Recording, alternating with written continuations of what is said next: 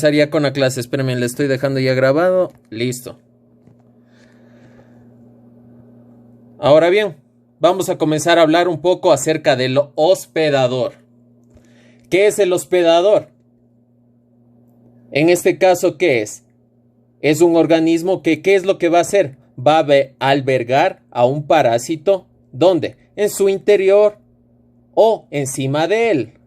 Ahí ustedes ya pueden tener un poco idea si está dentro o está afuera, qué nombres van a tener. Entonces, comencemos con lo más básico. ¿Qué es un hospedador definitivo? Un hospedador definitivo, ¿a qué se le considera? Es el hospedador que porta el parásito ¿en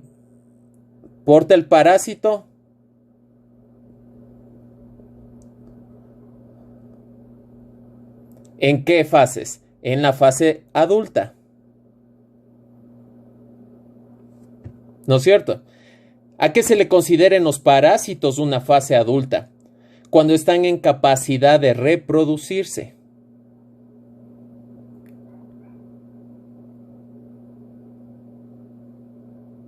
Perfecto.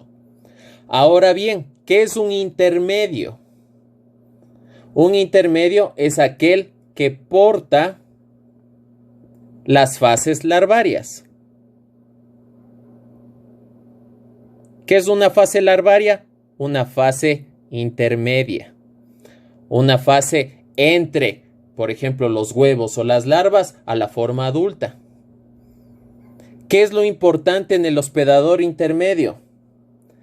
Que se generan cambios en su desarrollo y alcanzan ¿qué? Una forma juvenil, como nosotros cuando somos niños vamos creciendo, después adquirimos una forma juvenil y ya cuando somos adultos podemos reproducirnos.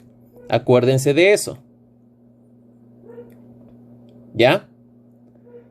Hay algunas cosas sumamente interesantes. Hay hospedadores intermediarios, en algunos casos que son 2, 3, hasta 4 hospedadores intermediarios. Por favor, cierren el micrófono. En el caso de existir, por favor, cierren el micrófono, gracias. En el caso de existir un hospedador varios hospedadores intermediarios, normalmente el primero va a ser el más importante, porque en él se van a producir modificaciones y muchas veces multiplicación de tipo asexual. En los otros va a ocurrir cambios posiblemente, pero no de estas características. Por eso es que al segundo, por favor, apáguenlos. Por favor, a ver, por favor.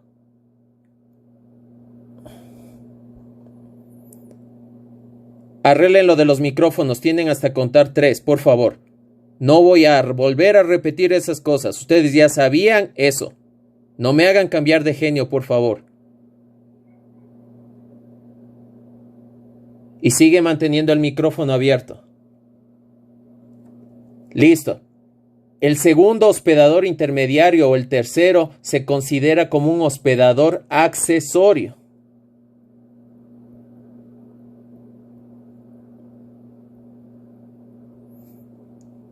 Este hospedador accesorio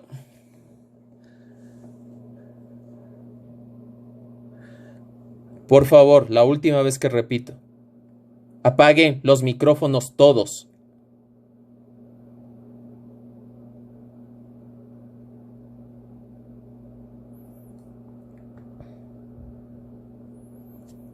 Este hospedador accesorio siempre forma parte de la dieta del hospedador definitivo. Por eso se le conoce como un hospedador accesorio. No ocurren grandes cambios metabólicos en el parásito, pero sí sirve ¿para qué? Para ser consumido por el hospedador definitivo.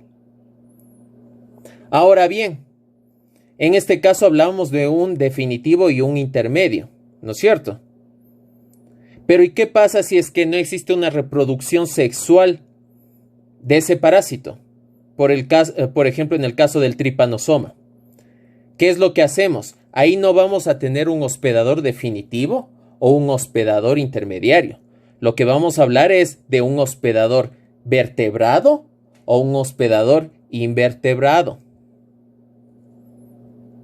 Ahí el hospedador invertebrado será el Rhodnius prolixus y el hospedador vertebrado puede ser el hombre, puede ser el perro. Entonces, esas cosas debemos considerar. Entonces, en ese caso será un hospedador vertebrado o un hospedador invertebrado, por favor.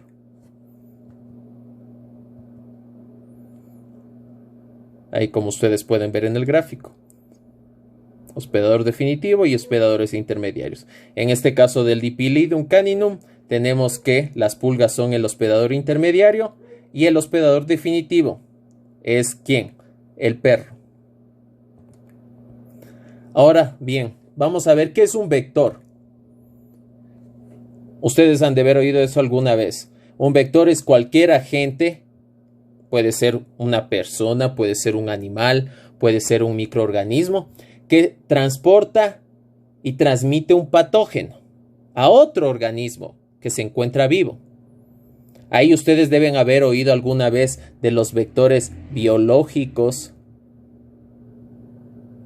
y de los vectores mecánicos. ¿Qué significa un vector biológico? Ya que está vivo. ¿Qué es un mecánico? Es algo que se encuentra inanimado.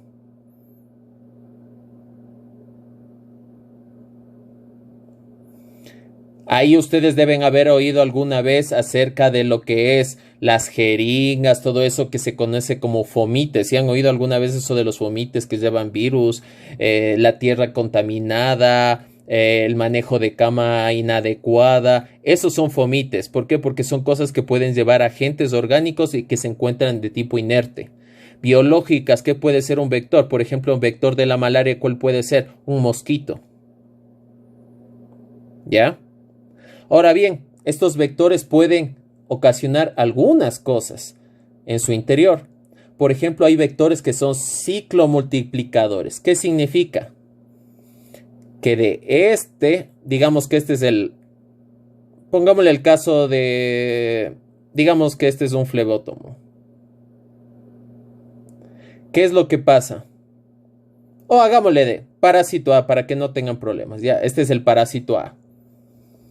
¿Qué es lo que pasa? Ingresa dentro de este agente dentro del hospedador, ¿y qué es lo que hace? Se multiplica, de uno comienza a producirse dos, de estos dos comienzan a producirse otros dos, y así sustantivamente, lo que se conoce como crecimiento geométrico. Se va multiplicando. Ahora bien, ¿qué es un ciclo evolutivo? Pongámosle como que es el B. ¿Qué es lo que pasa? De la fase 1 va a evolucionar ¿a qué? A fase 2. De la fase 2 va a evolucionar a la fase 3. En este caso ustedes vieron que aquí solo crecía en número. En este caso, ¿qué es lo que va pasando? Van evolucionando las formas. Es por ejemplo lo que sucede en fasciola hepática. En fasciola hepática, ¿qué es lo que sucede normalmente? Cambia de el miracidio ingresa en el caracolcito, suponiendo que es ¿qué es lo que pasa? Se transforma en ¿qué? En esporocisto, redia y cercaria. Esas transformaciones son las que se consideran como ciclo evolutivo. Ahora bien, multiplicador, ¿qué puede ser multiplicador? A ver, pensemos, ¿qué puede ser multiplicador?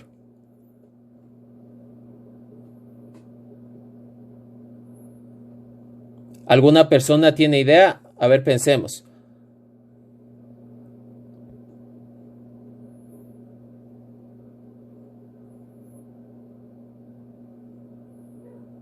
¿Alguna persona tiene idea?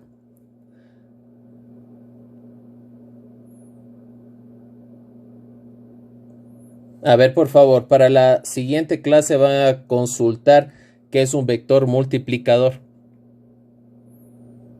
Ojo, todas esas cosas que les digo a ustedes que consulten, tienen que hacerlo porque pueden ir en las pruebas.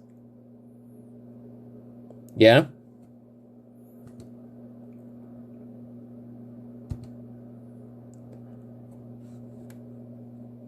Ahora bien, ¿qué es un hospedador paraténico? Es un hospedador adicional.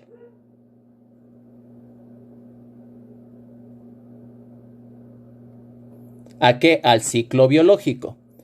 ¿Qué es lo importante de este paraténico? Que no es necesario para el parásito. No necesario. Necesario. Pero, ¿qué es lo que hace este hospedador paraténico? Aumenta las posibilidades de éxito del parásito, al permitirle que siga con vida y a la espera del hospedador definitivo. ¿Qué significa? Si yo necesito mi hospedador definitivo, que es B, A es el parásito, tengo que llegar a B, pero no tengo las condiciones para hacerlo, yo puedo irme donde C.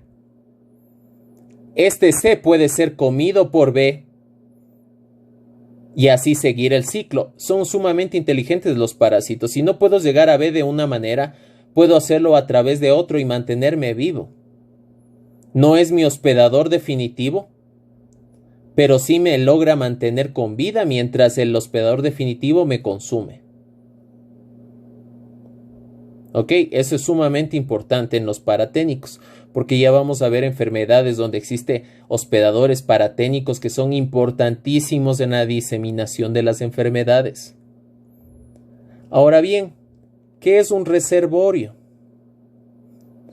Ojo, es un hospedador, sí. No necesariamente tiene que ser definitivo. Pongámosle hospedador.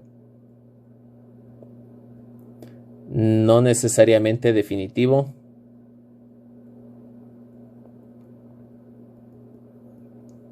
Que puede ser infestado, eso sí, y pasar la infestación a otro hospedador. Ustedes han de haber oído que los animales silvestres son reservorios de enfermedades, ¿no es cierto? ¿Qué significa eso? Que ellos son hospedadores. En muchos de los casos ellos no presentan la enfermedad.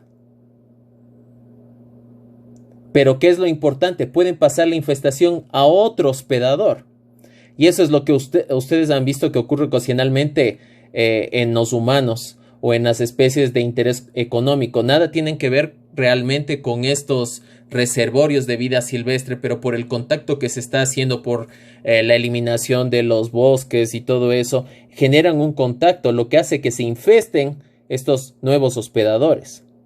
¿A partir de quiénes? De estos reservorios. ¿Ya? Si tienen preguntas, por favor, a través del chat. Ahora bien, ¿cómo clasificamos a los parásitos? Hay un sinnúmero de opciones. Por favor, al Bobby. Lassie volvió a casa, por favor, controlen al animal. Ahora bien, por el reino se pueden clasificar zooparásitos. ¿Qué significa zooparásitos? El zoo, animales, perfecto. Los fitoparásitos, ¿qué les habla el fito? No es fitopaes, ¿es de qué? De plantas, perfecto. Ya, eso está súper claro. Zooparásitos, fitoparásitos. Es su clasificación por el reino. Sumamente sencillo. Ahora, por su localización. ¿Qué significará un endoparásito? Ya, perfecto. Vive dentro. Un ectoparásito vive fuera, ¿no es cierto? Perfecto.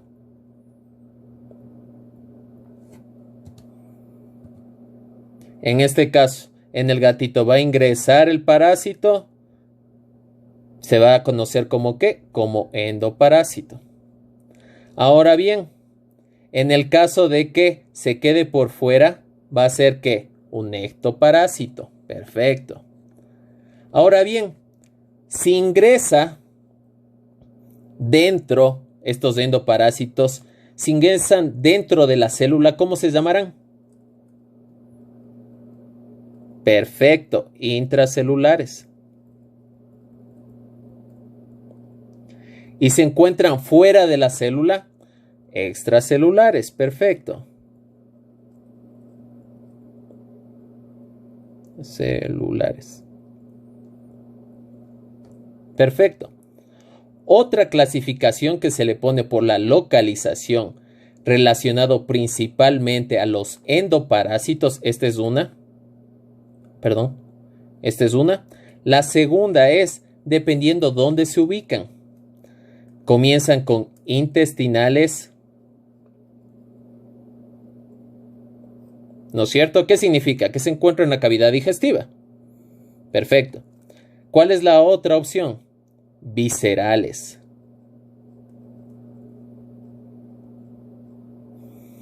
Estas viscerales pueden dividirse a su vez en dos. ¿Qué les dice a ustedes viscerales? De vísceras. Perfecto. Esta visceral se divide a su vez en dos opciones. Acuérdense del Joselito, que es celoso. Los celozoicos. ¿Qué es un celozoico? Que se ubica en cavidades internas. Pongámosle para acá. Cavidades internas. Y como es el otro caso, se conocen como tisozoicos. Esta es una S, perdón. Ya iba a escribir mal. ¿Qué es un tisozoico? ¿Qué les dice eso del tissue? Ustedes que se ponen cremas. La piel, ¿no es cierto? Pero eso es un tejido. Entonces los tisozoicos sí viven en los tejidos. Entonces el celozoico es en cavidades internas. Y el tisozoico sí vive en los tejidos. Una cosa es vivir dentro de las cavidades y otro es formar parte de los tejidos. Ya cuando veamos los ciclos vamos a observar cuáles son. Así que no se desesperen. Ahora bien, esto es sumamente importante porque normalmente los parásitos no siempre son parásitos. Hay momentos donde cumplen una fase parasitaria y una fase libre. Entonces, ¿clasifican por esto? Sí. Se conoce como parasitismo protélico. ¿Qué es este parasitismo protélico? Es en que la fase larvaria o la forma juvenil es parásita y el adulto es libre. Con un ejemplo van a entenderme mejor. Por ejemplo, las larvas de Loestrus ovis. Las larvas de Loestrus ovis se encuentran alojadas en la cavidad nasal de las ovejitas. Estas larvas generan ¿qué? Son parásitos. Van a generar problemas. Pero ya después de eso que cumplen su ciclo y vuelven a salir, pupan y se convierten en moscas. Esas moscas ya no van a ser parásitos. Entonces solamente la fase larvaria o juvenil fue parásita y el adulto es de vida libre. Ahora bien, ese parasitismo imaginal, en cambio, es totalmente al revés. La fase adulta es la parásita y las larvas o los huevitos son libres. Por ejemplo, uno de los ejemplos que vamos a ver más adelante es del Ankylostoma caninum. ¿Qué es esto del Ankylostoma caninum? Es un parásito nemátodo que genera sus huevitos. Esos huevitos van a transformarse en larvas y esas larvas van a ser de forma libre. Cuando ingresan en nuestro organismo, se van a transformar a adultos. Esos adultos son los parásitos. Las formas libres eran las larvas. A eso se refiere. Ahora bien, otra clasificación de los parásitos. El ciclo vital. ¿A qué se refiere el ciclo vital? Es el ciclo biológico que tienen. Ustedes, ¿cuál es su ciclo biológico? Nacen, crecen, se reproducen y mueren, ¿no es cierto? En este caso, ¿cuál es el ciclo biológico que tienen ellos? Tienen que ingresar a un hospedador intermediario, no tienen que ingresar a un hospedador intermediario antes de llegar a su hospedador definitivo. Entonces, ahí existe variaciones, por favor. Los monoxenos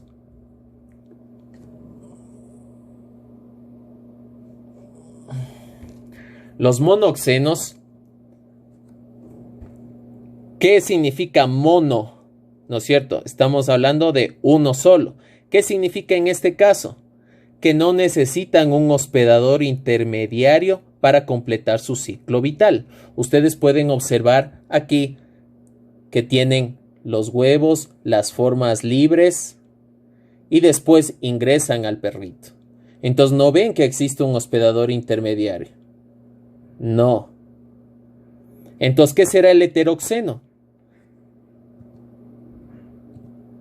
Que sí tiene hospedadores intermediarios. Entonces ustedes pueden ver aquí en fasciola hepática que estos huevitos salen al medio ambiente que es húmedo, se transforman en miracidio e ingresan en un caracol. Este caracol, ¿qué es? Un hospedador intermediario. Entonces, en este caso, ¿qué es? Es heteroxeno, porque tiene un ciclo de vida indirecto. Es decir, necesita obligatoriamente ¿de quién? De un hospedador intermediario. Ahora bien, ¿qué es esto de autoheteroxenos? A ver, ¿quién se le ocurre algo? ¿Qué será auto? A ver, heteroxeno significa que tiene un hospedador intermediario. ¿Ya? ¿Qué será autoheteroxeno? Perfecto. Él puede ser el hospedador intermediario y puede ser el hospedador definitivo. Perfecto. Ustedes han de haber oído, bueno, ustedes ya, muchos pasaron por el doctor Benítez, ¿no es cierto? ¿Qué era lo que le encantaba al doctor Benítez dar en clases? El complejo Tenia-Cisticerco en inmunología, ¿no es cierto? Yo también fui alumno de él. Entonces, ¿qué era lo clásico? El complejo Tenia-Cisticerco. ¿Qué significaba el complejo Tenia-Cisticerco? Que usted podía tener la forma intermediaria en su organismo y la forma adulta en su organismo. ¿Se acuerdan que les hablaba que debían lavarse las manos para evitar la forma intermediaria? Y que eviten el consumir carne mal cocida para no tener la forma. ¿Cuál forma decía él? La forma adulta. Ya lo vamos a ver un poco más adelante. Pero eso es un autoheteroxeno. Puede ser el hospedador definitivo y el hospedador intermediario.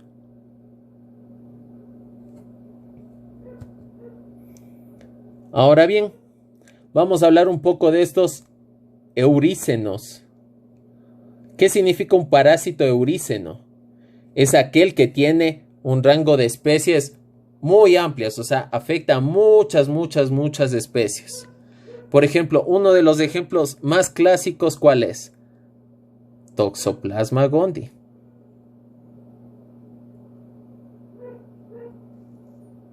Otro que han escuchado es fasciola hepática. ¿Por qué? ¿Qué significa esto? Que afecta a un sinnúmero de animales. Trichinella spiralis, por ejemplo, afecta a humanos, a cerdos, a roedores, a caballos, a delfines, a ballenas. Por ejemplo, toxoplasma a cerdos, gatos, vacas, ratones, a un sinnúmero de especies. No son selectivos. Es, por ejemplo, usted se va, disculpen la comparación, usted se va a la novatada, ya medio borracho, no le importa quién venga para tomar con usted. No importa, el que venga. Puede aceptar de muchas personas, de mucha gente, ni le conoce, acepte el trago, no importa. En cambio, en el estenocenos, ¿qué es lo que pasa? Es aquel que tiene un rango sumamente reducido de anfitriones. ¿Qué significa? Que tiene pocos que pueden llevar a este como reservorio. Por ejemplo, en este caso podemos tener entamoeba histolítica, por ejemplo. La entamoeba, ¿qué es lo que hace? Solo afecta a las personas, a los perros y a los primates. Y a otras especies no las va a afectar. Entonces, en este caso, si estamos hablando de la novatada, usted solo va a aceptar el trago de sus amigos. No del resto de gente, solamente de sus amigos. Ahora bien, si hablamos de monocenos, En este caso también es igual que en lo que hablábamos hace un momento, de que el parásito que tiene un ciclo de vida directo, también se utiliza en este caso para las especies de hospedadores. Este monocenos es una sola. ¿A qué se refiere con una sola? ¿Mande? ¿Aló? ¿Qué pasó? Ya se le perdió. ¿Qué es monocenos? Una sola especie. Por ejemplo, ustedes han oído alguna vez del piojo púbico de las personas. El piojo púbico que afecta a las personas solo afecta a humanos. No afecta a ninguna otra especie. Entonces, por ejemplo, ese es uno de los mejores ejemplos que existe. Ahora bien, por el sexo. ¿Qué significa? Ustedes deben ver que los parásitos en muchos de los casos van a ser monoicos. ¿Qué significa monoicos? Mono. No es de monitos. Son hermafroditas, es decir, que tienen los órganos masculinos y femeninos. Ustedes ven aquí una fasciola. En la fasciola tenemos los dos órganos sexuales, masculinos y femeninos. Ahora bien, ¿qué es un dioico? Como ustedes pueden ver en este caso del Schistosoma manzoni. ¿Qué significa? Que son unisexuales, es decir, hay una niña y un niño, ¿no es cierto?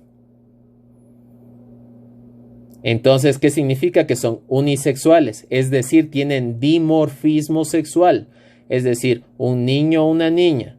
¿Qué es lo que hemos aprendido en la naturaleza? Las mujeres son mucho más grandes que los hombres. Entonces, hasta en los parásitos sucede lo mismo. Las hembras en este caso de los parásitos son mucho más grandes que los machos. Entonces, tomen en consideración. Entonces, por el sexo, monoicos. ¿Qué significa monoico? Hermafrodita. Dioico, ¿qué significa? Que existe un niño y una niña. Es decir, un macho y una hembra.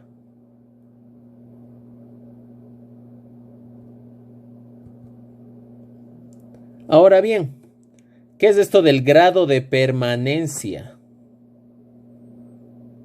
El grado de permanencia significa cuánto tiempo se va a quedar ahí o cómo es su comportamiento.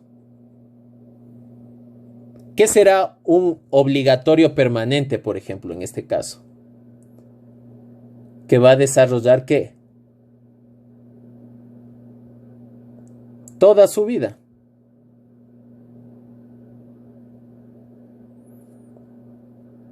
En el hospedador.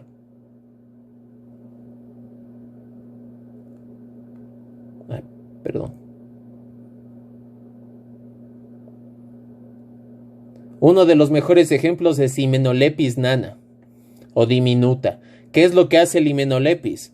Si ingresó, por ejemplo, en la persona, él genera también un ciclo permanente que le mantiene ahí. Sus crías no van a salir al medio ambiente en muchos de los casos, sino van a ingresar nuevamente al intestino y van a comenzar nuevamente el ciclo. Y así va a ser eternamente.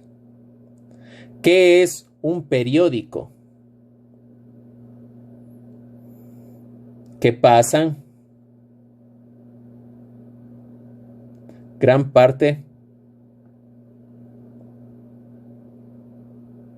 de su desarrollo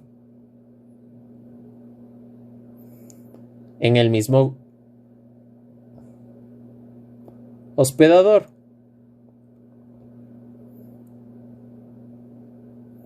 Por ejemplo, ustedes han oído alguna vez del nuche. ¿Qué es el nuche? ¿Han oído qué es el nuche? El nuche es unas larvas que generan unas moscas, Dermatobia hominis, por ejemplo, o Chlamydia omnivorax. Bueno, ya, pongámoslo así, después lo vamos a ver. Son unas moscas que dejan unos huevitos en otras moscas, las cuales se dirigen a sitios a alimentarse de sangre o realizan pequeños piquetes y generan laceraciones en la piel del ganado. En esas laceraciones, estos huevitos ya medios larvados salen y penetran ahí. ¿Y qué es lo que hacen? Se van ubicando ahí. Comienzan a alimentarse, comienzan a generar una especie de tumor. Ustedes deben haber visto en el ganado, principalmente en la costa, que existen unas como tumoraciones, que cuando ustedes les aplastan salen unas larvas. Eso es el nuche. Entonces, ¿qué es lo que pasa? Gran parte de su desarrollo se ubica en la vaquita. Cuando ya se han alimentado y ya tienen todas las reservas para pupar, salen a la superficie y se lanzan al piso, se entierran y después sale una mosca.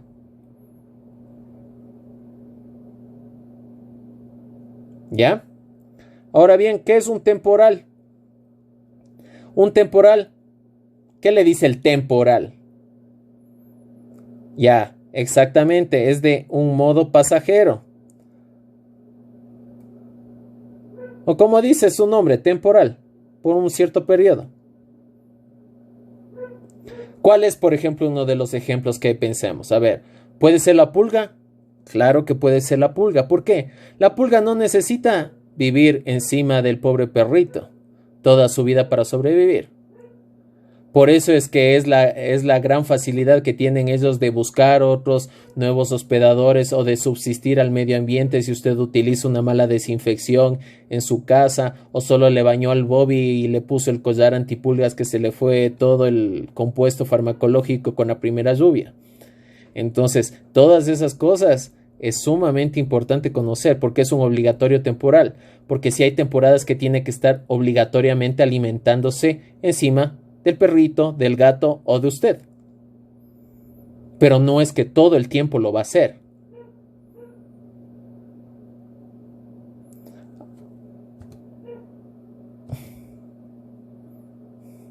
Ahora bien, ¿qué es esto de facultativo? ¿Qué les dice a ustedes cuando les dice facultativo? ¿Puede o no ser parásito?